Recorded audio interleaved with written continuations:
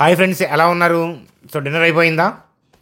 చూడండి friends, Indian stock market కుంభస్థలం మీద కన్నువేసిందా?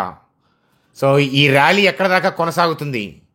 So last మూమెంట్స్లో వచ్చిన ఫాల్కి కారణం ఏంటి? So Nifty Bank Nifty key levels ఏంటో ఈ వీడియోలో డిస్కస్ చేద్దాం. అలాగే రిలయన్స్కి సంబంధించిన షార్ట్ స్టడీ చేద్దాం.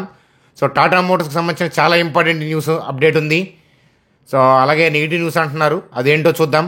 గోల్డియం ఇంటర్నేషనల్కి సంబంధించిన అప్డేటు, జేఎస్డబ్ల్యూకి సంబంధించిన టార్గెట్ అప్డేట్ ఉంది. గ్లాండ్ ఫార్మా మేనేజ్మెంట్ కామెంట్స్, సుందరం ఫైనాన్స్ యొక్క Q4 అప్డేటు ఇత్యాది విషయాలతో సింపుల్గా వీడియోని ఎత్తేద్దాం. చూడండి ఫ్రెండ్స్, వీడియోలోకి వెళ్లే ముందు ఒకసారి ఛానల్ వీడియోని లైక్ చేసుకోండి. అలాగే కొత్త వాళ్ళైతే కనుక మన ఛానల్ మంచి నాలెడ్జ్ ఇస్తుంది, ఒకసారి సబ్స్క్రైబ్ చేసి చూడండి అని చెప్తాను. చూడండి ఫ్రెండ్స్, స్క్రీన్ మీద నిఫ్టీ యొక్క డే చార్ట్ చూస్తున్నాము. సో ఆల్రెడీ మనం ప్రీవియస్గా అనుకున్నదే కదా. సో ఈ కింద ఏరియా అంతా కూడా ఇన్స్టిట్యూషన్స్ యొక్క పెండింగ్ ఆర్డర్స్, బై ఆర్డర్స్ ఉన్నాయి. అలాగే ఈ గ్రీన్ క్యాండిల్ లో కట్ అయితే కనుక బైర్ యాక్టివేట్ అయ్యే అవకాశాలు ఉన్నాయని ఈ రెండు ఏరియాస్ మనం డిస్కస్ చేసుకుంది కదా. ఈ గ్రీన్ క్యాండిల్ లో కట్ అయితే పెండింగ్ ఆర్డర్స్ ఉన్నాయి. అలాగే ఈ గ్యాప్లో బల్క్లో బై ఆర్డర్స్ ఉన్నాయి, ఎఫ్ఐఎస్ డిఐఎస్ అని డిస్కస్ చేసుకున్నాం. దాని తర్వాత ఈ గ్రీన్ క్యాండిల్ లో కట్ అయిన తర్వాత బయర్ యాక్టివేట్ అయ్యాడు. సో ర్యాలీ వచ్చింది. ఇవాళ కూడా గ్లోబల్ క్యూ సపోర్ట్ చేయడంతో గ్యాప్ అప్ అయి మంచి ర్యాలీ వచ్చింది. సో లాస్ట్ మూమెంట్లో హైయర్ లెవెల్ నుంచి డిప్ అనేది మనం పెద్దగా దాన్ని పట్టించుకోవాల్సిన అవసరం లేదు. 25,000 పైన క్లోజ్ అయింది కాబట్టి ఇప్పుడు పాజిటివ్ అనే పాయింట్ ఆఫ్ వ్యూలో రీటైల్ పీపుల్ ఉంటారు. కానీ 25,000 దాటిచ్చిన దమ్ ఎవరికి ఉంది అని అంటే ఇన్స్టిట్యూట్స్ ఎక్కడి నుంచే స్టార్ట్ చేశారు. ఎఫ్ఐఐ కానీ డిఐ కానీ అంటే బ్యాంక్స్, మ్యూచువల్ ఫండ్స్ వాళ్ళు ఈ లోయర్ ఏరియాలోనే బయింగ్ స్టార్ట్ చేశారు. మరి రీటైల్ పీపుల్ ఏంటంటే 25,000 పైన దాటి క్లోజ్ అయింది కాబట్టి రేపు గ్లోబల్ క్యూస్లో మచ్ డీవియేషన్ లేకుండా న్యూట్రల్ టు స్లైట్ పాజిటివ్ కానీ మంచి పాజిటివ్ ఉంటే కనుక హ్యూజ్ గ్యాప్ అప్పే ఓపెన్ అవుతుంది. సో ఎక్కడ ఓపెన్ అవుతుంది అనేది మనకి ఇంపార్టెంట్ కాదు, కానీ ఓపెన్ అయిన తర్వాత చాలా జాగ్రత్తగా ఉండాలి అని చెప్తాను. ఎందుకంటే రీసెంట్ హై దాటినప్పుడు ఏంటంటే స్లైట్గా ప్రాఫిట్ బుకింగ్స్ వస్తూ ఉంటాయి. ప్రాఫిట్ బుకింగ్ వస్తుందంటే కింద పడుతుందని కాదు, మూమెంట్ అనేది ఏంటంటే వోల్టైల్గా ఉంటుంది, కానీ ఓవరాల్గా మార్కెట్ డైరెక్షన్ పైకి వెళ్తుందనే తెలుస్తుంది. అర్థమవుతుందా? అదనమాట. గ్లోబల్ క్యూస్ డల్ అనుకోండి, గ్లోబల్ క్యూస్ డల్ కానీ డిప్ కానీ ఏదైనా బ్యాడ్ ఉందనుకోండి, అప్పుడు లోయర్ లెవెల్లో అన్నీ కూడా బై ఆర్డర్సే ఉన్నాయి, లేదు ఈ గ్యాప్లో బై ఆర్డర్స్ ఉన్నాయి. సో అవన్నీ కూడా మనం చూసి రన్నింగ్లో మళ్ళీ ఎక్కడ రివర్స్ అవుతుందో చూసి చెప్తాను.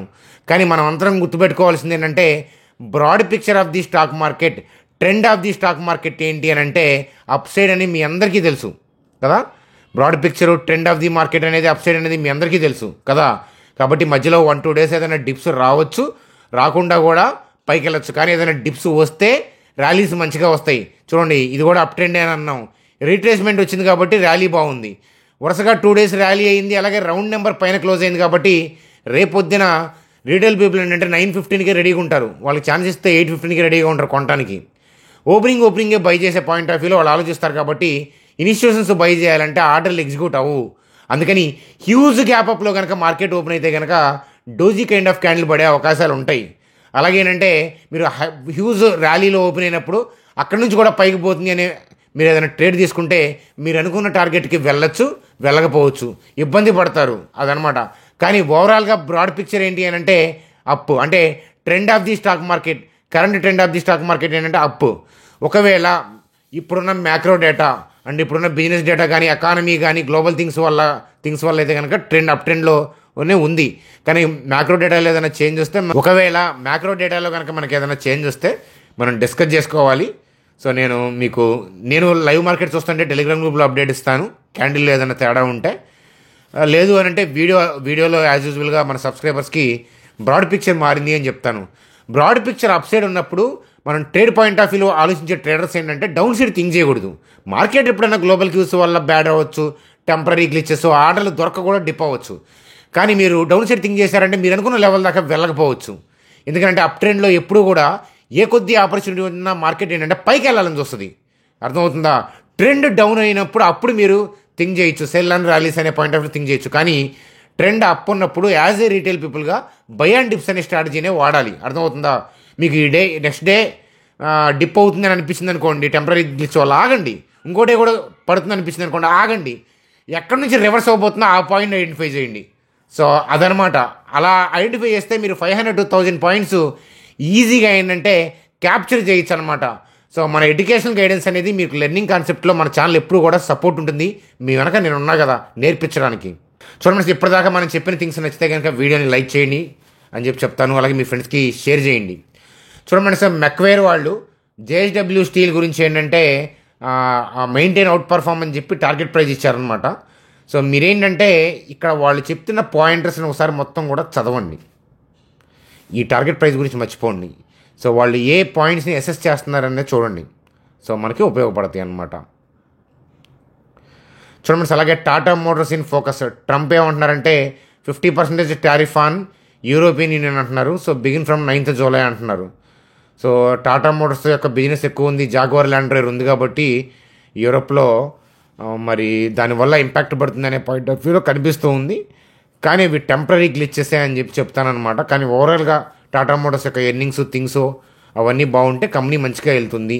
కొంచెం ఇంపాక్ట్ పడవచ్చు, కాదని నేను అంటలేదు. కానీ సో మార్కెట్ ఏంటంటే already Tata Motors point of వ్యూలో డిస్కౌంట్ ఆల్రెడీ చాలాసార్లు చేసింది.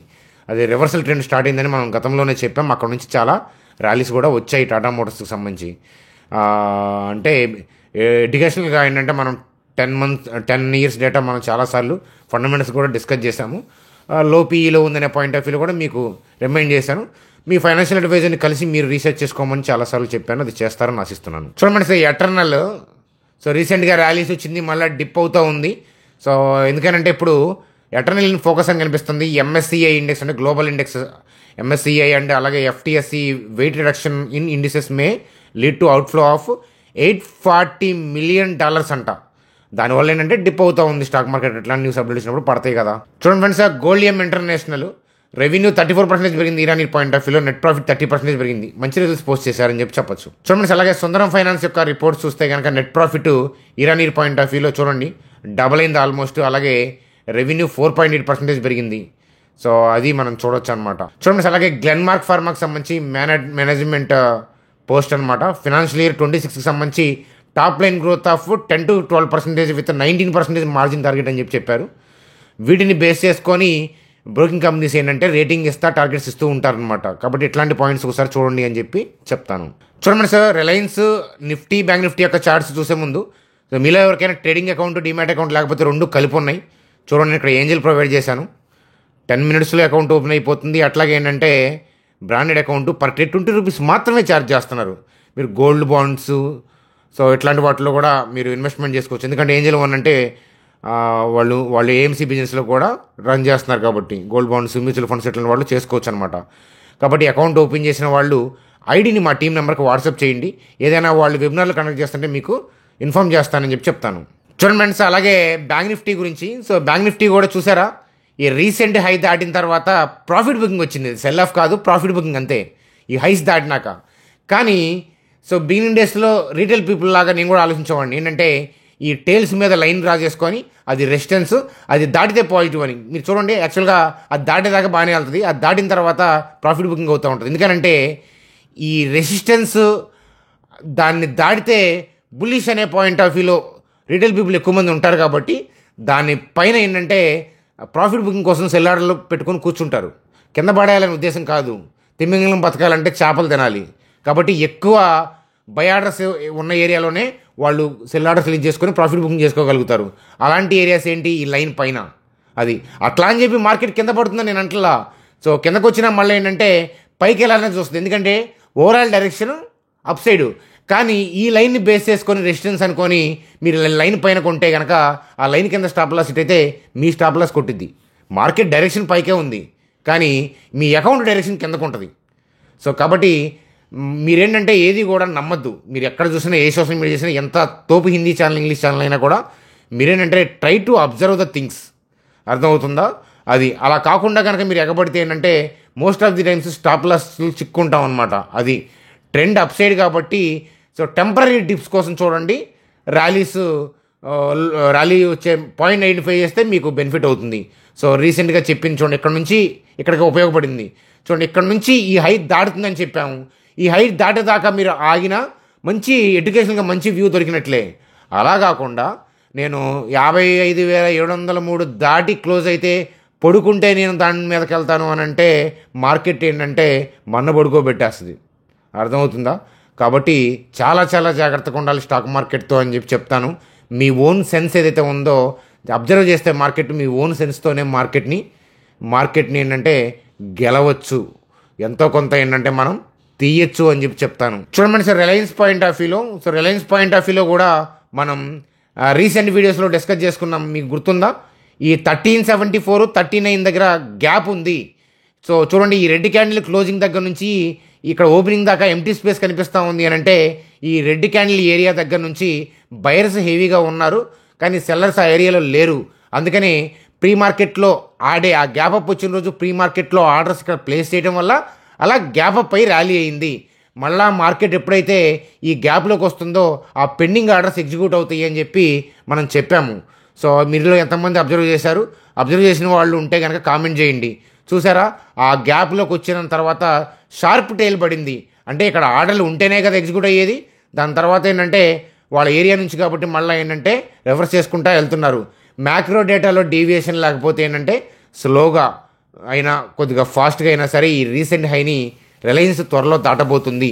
Unless until macro data changes. Macro డేటాలో తేడా ఉంటే మన వ్యూ మార్చుకోవాల్సి వస్తుంది. అలాంటివి తెలియాలంటే మన ఛానల్కి సబ్స్క్రైబ్ చేసి అతుక్కోవాల్సిన అవసరం ఎంతైనా ఉంది అని చెప్పి చెప్తాను. సో అది ఫ్రెండ్స్ మనకి ఈరోజు వీడియో. సో నచ్చితే లైక్ చేయండి, మీ అభిప్రాయాలు కామెంట్ సెక్షన్లో తెలియజేస్తారని ఆశిస్తున్నాను. Bye friends, good day.